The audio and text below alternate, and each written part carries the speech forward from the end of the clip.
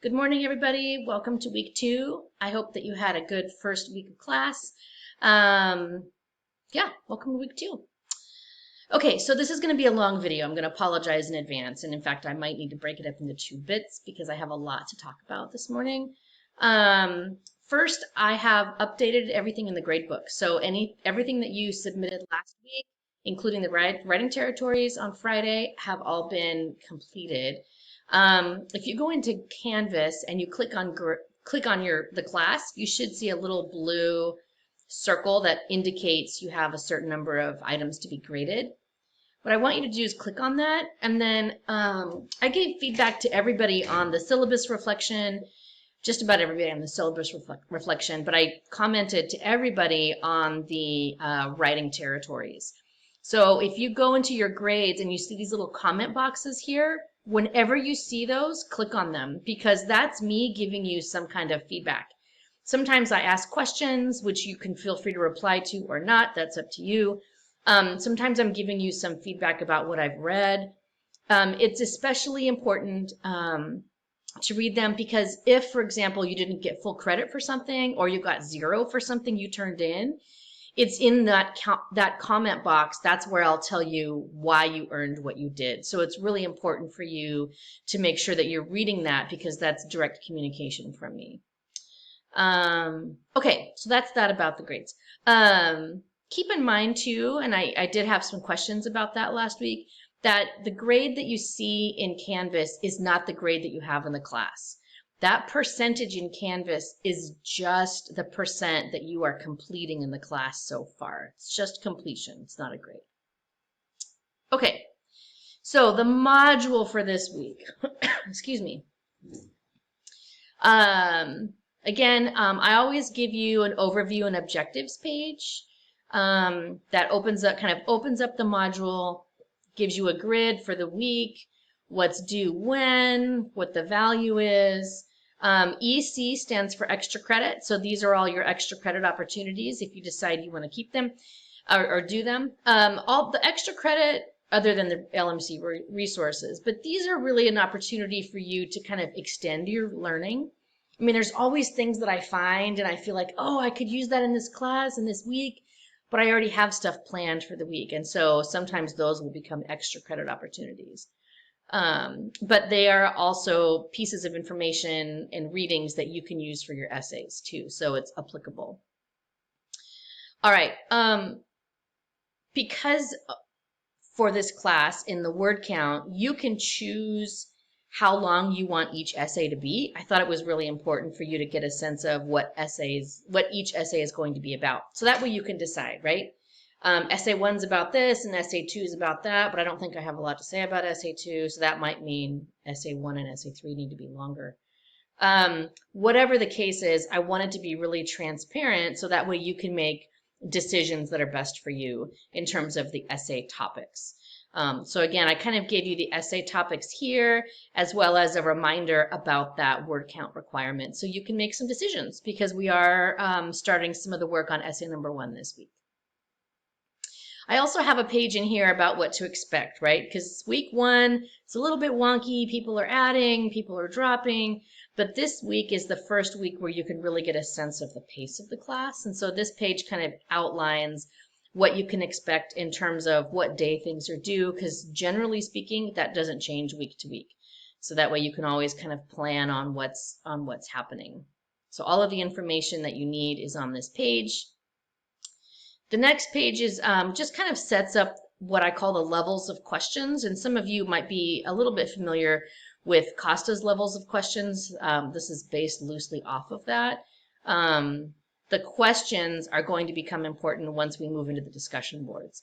So make sure you kind of read through this, get a sense of what I'm talking about here. And then we have our first essay assignment. I'm going to do a separate video about the essay assignment. So for now, I'm just going to breeze through. It's here. Video number 2, we'll talk about the essay assignment. Otherwise, this video is going to be too long. Okay. So your first reading of the week is by David Ludden. He has a piece that really kind of anchors our first unit of study on language. For each of the readings, if I'm able to, I give it to you in its original form online, as a PDF, as a doc, and then as a Word doc, and then as a Google Doc. But what I'm asking you to do is read through this article and then respond. This is what the discussion boards look like. Your first discussion board is always due on a Tuesday evening, but you have until Wednesday midday as a grace period, and then at least one peer reply by Thursday with a grace period of Friday midday. So each of the discussion boards will kind of walk you through what I'm asking you to do, right? It kind of gives you a little bit of grounding, and then there's steps to take, like literally, what do I need to do to complete this discussion board assignment? There's always a, if I'm requiring a peer reply, there are steps to take about here's what I want you to do for your peer reply. And then the scoring in terms of what is all this worth, right? So I think it's pretty self-explanatory. Again, you just want to read through what is it I'm asking you to do in your post, and then you'll always be asking a question that you'll answer in the peer reply. In the module, you'll see these random pages like reminders, right? I have these in here really only so that they show up on your to-do page, right? I think that's one of the problems with Canvas discussion boards is that sometimes you need to do a reply, but you forget because it's not on the calendar. So I create an item so that it populates onto your calendar or your to-do list. So that way you remember to complete these replies. So that's why they just kind of look funky sitting here. Our second reading of the week is going to be facilitated through Hypothesis. Some of you have used Hypothesis in previous courses. If you have not, this video walks you through how to do it. It's basically an annotation tool that we will be using all together. In this case, you're going to be tagging certain things in this particular article. What you learned, what you affirmed, what challenged your thinking, and what made you ask questions. You might remember these 4 tags from the syllabus reflection last week. I use those periodically. I think it's a really interesting and thought-provocative way to kind of think about some of the readings that we're doing in here. So I'm giving you the reading first. It's by Lara Boroditsky. She also has a TED Talk, which I would encourage you to watch because I think it's just hearing someone say their thinking is really interesting.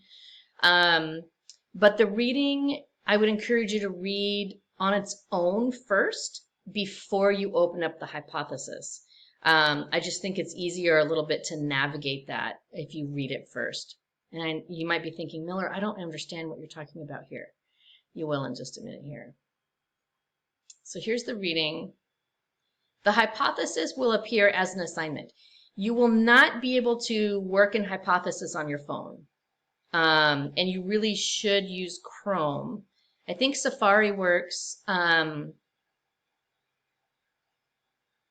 Yeah, sorry, I'm trying to think about which web browser had problems last semester. If you're having problems opening it, then let me know.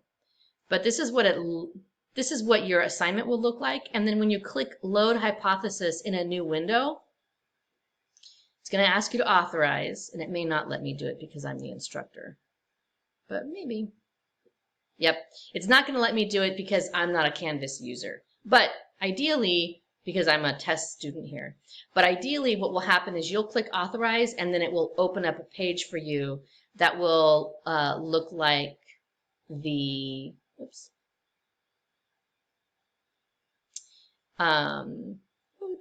It will look like the article with all these different little pop-ups. Again, watch the video, and that will kind of walk you through how to do the hypothesis. And then again, there's a reminder to post your hypothesis, your hypothesis reply. And again, all of I know I'm speeding through this, but all the directions are there in the discussion boards and in the assignments themselves. This is the first week that you have a mentor text for your writing territories. And again, the idea of the mentor texts is to kind of help you try out new skills, new grammatical elements, new things to your writing that you might not have tried otherwise. So the goal is for you to try at least one or two, depending on what the directions tell you. On each of the mentor skill pages, you'll see that I've kind of explained a little bit about what the skill is. Some weeks when we're studying grammar, there'll be a little Khan Academy video to walk you through it, but there will always be an example of what this looks like in real life. Like, what does this look like in actual writing outside of the classroom? In this case, it's Jimmy Santiago Baca's piece, Coming into Language, and you can see here kind of my explanations of how he's using those skills. So the mentor skill comes just before the assignment. And then the assignment, of course, the writing territories are always due by Friday at 8 p.m. And you have the grace period until Saturday at midday. And again, all of the links that you need, including a reminder to please highlight the skill that you're using, are all here. Okay, so I'm actually going to go back to the home screen here so that way I can kind of walk you through the extra credits. Canvas doesn't make extra credit easy. So you're going to see a lot of pages in the module, and just know that some of that just has to look that way because Canvas doesn't want extra credit to exist, I think, sometimes. The Student Support Hub page is the first page in the extra credit for this week. So kind of you're going to walk through this page here and then take a little extra credit quiz about the LMC resources. Again, do you have to do this? No. I would encourage you to look through the Student Support Hub anyway, because we have some amazing resources for students. The second extra credit opportunity is a discussion about this article and video about what makes a word real, and especially thinking about language and what we're going to be studying in this first unit. And then the second one is about code switching. This video I think is really provocative and super interesting. And so again, I would encourage you to watch it. And even if you don't end up doing the extra credit, but watch the video because again, it pulls into question this idea about language.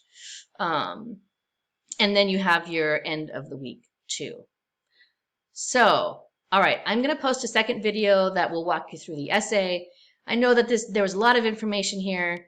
I'm sorry if it was overwhelming. Everything in the module is very self-explanatory. So make sure you ask any questions if you're confused or concerned or anything. All right. I hope everyone has a great week.